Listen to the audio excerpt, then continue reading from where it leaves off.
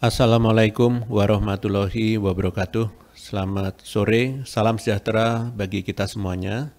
Pada hari ini saya akan menyampaikan perkembangan kasus dan penanganan penyakit mulut dan kuku di Indonesia.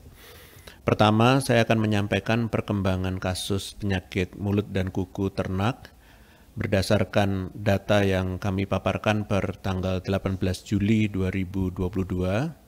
Terdapat 22 provinsi dan 263 kabupaten kota yang tertular.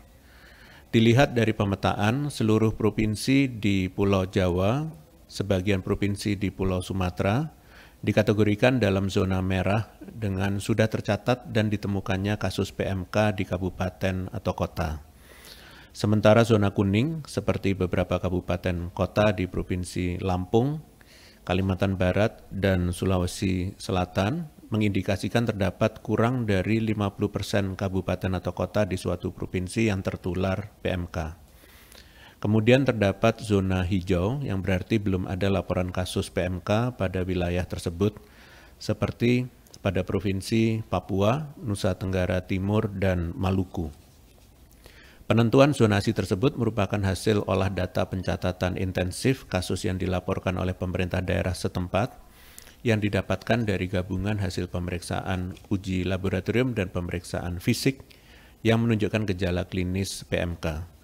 Selanjutnya, saya akan menjelaskan tren kenaikan dan penurunan kasus pada minggu pertama, yaitu tanggal 5 Juli sampai dengan 11 Juli 2022, dibandingkan dengan minggu kedua, yaitu 12 Juli sampai 18 Juli 2022. Penambahan kasus sakit masih terjadi, salah satunya di Jawa Timur dan Jawa Barat. Namun terlihat di Provinsi Nusa Tenggara Barat, adanya penurunan kasus sakit hingga 9.130 kasus yang menunjukkan bahwa NTB berupaya keras menekan persebaran kasus. Di sisi lain, meskipun dihadapi dengan penambahan jumlah kasus sakit, Jawa Timur aktif melakukan penanganan dan pengobatan dan mencapai kesembuhan hingga 3.439 kasus. Kemudian terdapat Nusa Tenggara Barat yang masih berupaya melakukan pengobatan bagi hewan ternak agar dapat meningkatkan angka kesembuhan.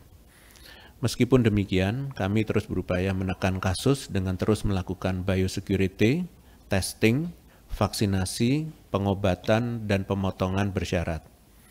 Dan kami mengharapkan masyarakat untuk sadar dan peduli pada wabah ini, serta bersama-sama menanggulangi penambahan kasus dengan menerapkan biosecurity. Salah satu upaya yang kami kerahkan dalam penanganan PMK ini adalah dengan vaksinasi. Dalam upaya pengadaan vaksin dengan segera, pemerintah telah melakukan import vaksin yang jenisnya sudah disesuaikan dengan serotipe virus PMK yang ada di Indonesia, dan sebelum didistribusikan vaksin telah melalui uji kesesuaian terlebih dahulu. Sesuai dengan keputusan Menteri Pertanian nomor 517 KPTS PK 300 M7 2022, vaksin-vaksin yang telah disetujui untuk diimport adalah antara lain Aftopor yang berasal dari Perancis, Cavax FMD dari Republik Rakyat Tiongkok, Aftomiun dari Brasil, kemudian Aftogen Oleo dan Aftosa dari Argentina. Hingga saat ini pemerintah juga terus berupaya mengembangkan vaksin PMK buatan dalam negeri untuk memenuhi keperluan penanganan dan kontrol PMK di Indonesia. Selanjutnya saya akan menyampaikan perkembangan distribusi dan realisasi vaksin PMK.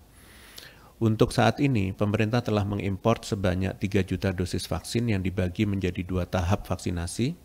Pada tahap 1, sebanyak 800.000 dosis telah didistribusikan dan telah disuntikkan pada 540.978 hewan ternak per tanggal 18 Juli 2022. Sementara pada tahap kedua, terdapat 2,2 juta dosis yang sedang dalam tahap pendistribusian. Realisasi penyuntikan vaksin seperti yang tertera pada peta menunjukkan provinsi yang telah memperoleh vaksin kemudian disuntikkan pada hewan ternak yang sehat. Provinsi dengan tanda warna ungu merupakan provinsi dengan lebih dari 75% vaksin yang telah diterima disuntikkan pada hewan ternak. Kemudian disusul dengan tanda warna biru sebesar 51 sampai dengan 75%, kuning sebesar 26 sampai dengan 50%, dan merah kurang dari 25%.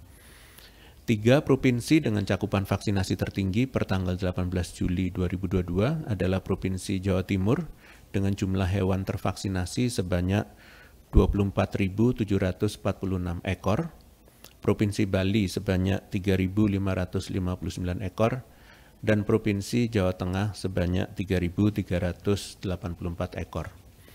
Kami menghimbau kepada provinsi-provinsi lainnya agar semakin gencar melakukan kegiatan vaksinasi terhadap hewan rentan PMK. Kami juga menghimbau kepada provinsi, kota, dan kabupaten yang belum melaporkan total vaksinasi PMK agar dapat segera melaporkannya melalui Sistem Informasi Kesehatan Hewan Nasional.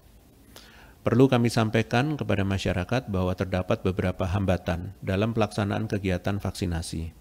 Beberapa di antaranya adalah medan tempuh menuju kandang hewan yang cukup berat, sulitnya menjaga suhu vaksin agar tetap optimal saat akan disuntikkan ke ternak, serta tenaga vaksinator yang masih belum mencukupi. Pemerintah dalam hal ini akan terus melakukan evaluasi, koordinasi, dan peningkatan kinerja agar cakupan vaksinasi semakin besar. Selanjutnya, perlu kita ketahui bersama bahwa PMK adalah penyakit hewan yang sangat menular dan disebabkan oleh virus. PMK dapat menginfeksi hewan berkuku belah seperti sapi, babi, kerbau, kambing, domba, unta, dan rusa. Hewan rentan yang terinfeksi PMK ditandai dengan adanya lepuh atau erosi di mulut, lidah, gusi, lubang hidung, puting, dan di kulit sekitar kuku. Hewan lebih sering berbaring. Pada ternak potong terjadi penurunan bobot badan, dan pada ternak perah dapat terjadi penurunan produksi susu yang sangat drastis. Kita perlu memastikan penerapan protokol kesehatan yang tepat dan ketat untuk menjaga penyebaran virus PMK ke hewan rentan PMK lainnya. Virus ini dapat menular ke hewan rentan PMK melalui kontak langsung dan tidak langsung. Penularan melalui kontak langsung terjadi saat hewan yang sehat berkontak dengan hewan yang terinfeksi. Sementara itu, penularan melalui kontak tidak langsung dapat terjadi saat virus tidak sengaja terbawa oleh manusia melalui kontaminasi pada anggota tubuh, pakaian, atau alas kaki yang tengah digunakan, atau kontaminasi pada kendaraan atau peralatan yang kemudian berkontak dengan hewan rentan, sehingga virus PMK menginfeksi hewan tersebut. PMK dapat menyebabkan dampak kerugian yang sangat besar, baik bagi peternak kita dan juga negara secara keseluruhan.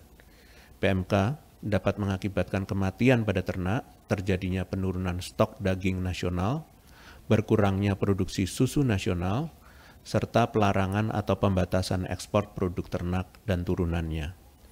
Wabah PMK juga berpotensi memiliki dampak pada pembatasan dan pengaturan perjalanan manusia ke depannya.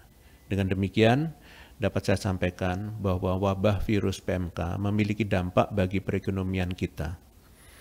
Selanjutnya, pada hari ini Satgas PMK telah mengeluarkan surat edaran nomor 4 tahun 2022 tentang pengendalian lalu lintas hewan dan produk hewan rentan PMK berbasis zonasi.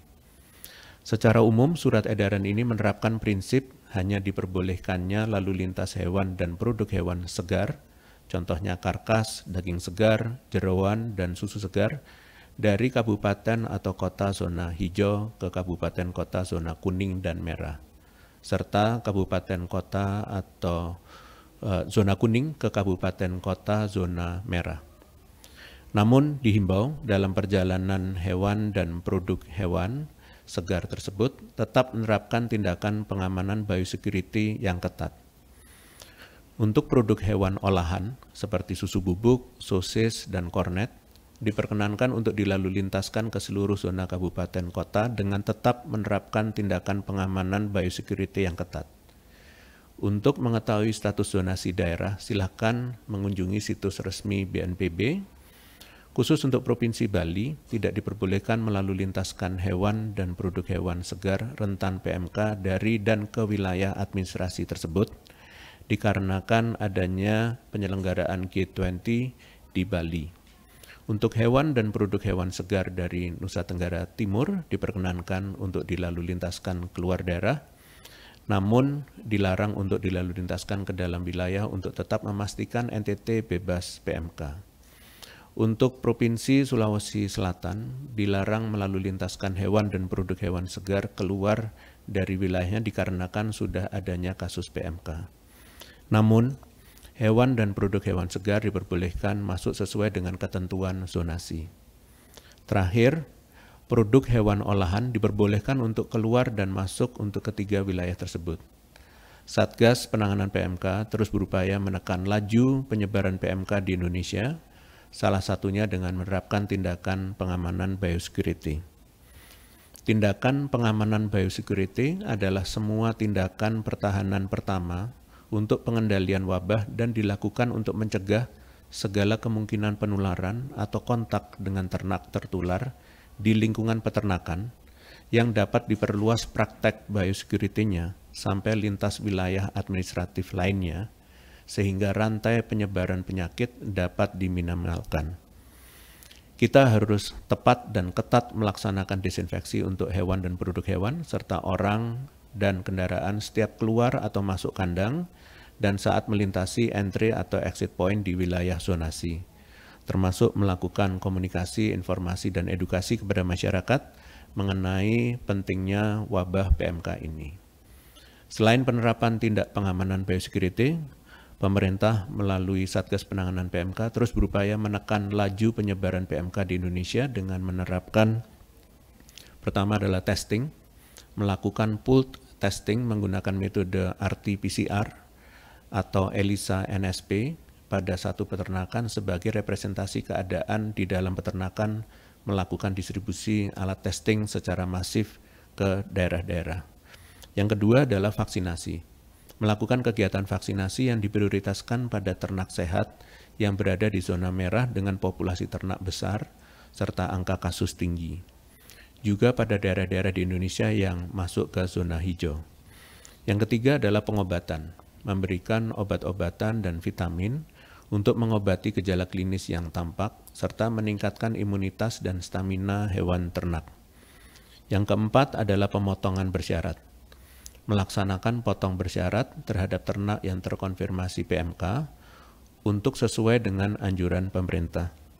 Dan sebagai penutup, saya akan menyampaikan bahwa pemerintah melalui Kementerian Dalam Negeri telah mengeluarkan instruksi Menteri Dalam Negeri nomor 37 tahun 2022 pada tanggal 15 Juli 2022 yang menginstruksikan para kepala daerah di tingkat provinsi dan kabupaten kota, khususnya daerah yang berstatus zona merah PMK, untuk melakukan penanganan wabah PMK pada wilayah masing-masing, berpedoman pada aturan, keputusan, dan edaran dari pemerintah pusat.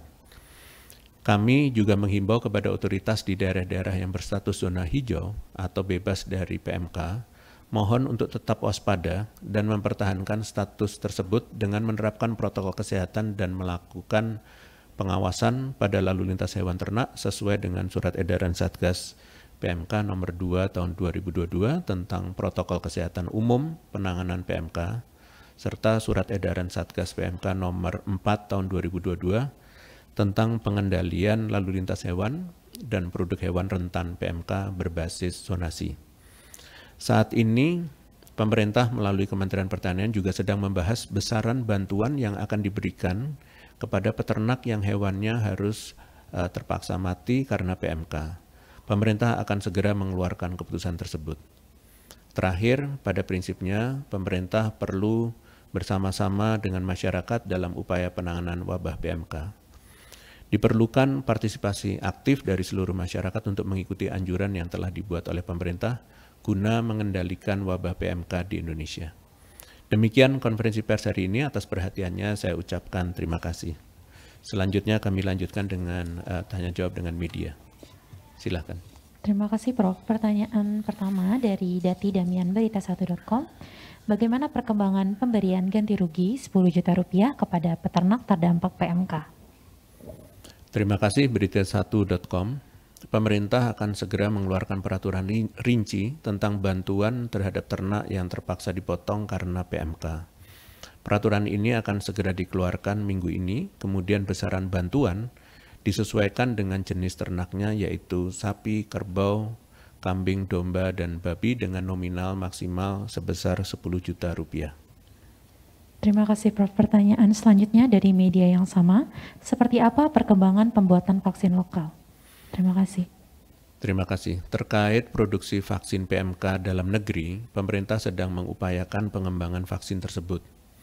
Sambil mengadakan vaksin PMK dari luar negeri yang sesuai dengan serotipe virus yang tengah beredar di dalam negeri, pemerintah sedang mendorong kemampuan produksi vaksin PMK dalam negeri berdasarkan serotipe virus PMK yang beredar di Indonesia. Dan Indonesia telah memiliki kemampuan untuk memproduksi vaksin hewan seperti avian influenza dan anthrax, Newcastle disease, dan gumboro. Kini kemampuan tersebut tengah diarahkan untuk dapat memproduksi vaksin PMK yang baru masuk kembali ke Indonesia setelah 32 tahun Indonesia dinyatakan bebas PMK. Terima kasih atas pertanyaan media. Dengan demikian berakhir konferensi pers. Selamat sore. Wassalamualaikum warahmatullahi wabarakatuh.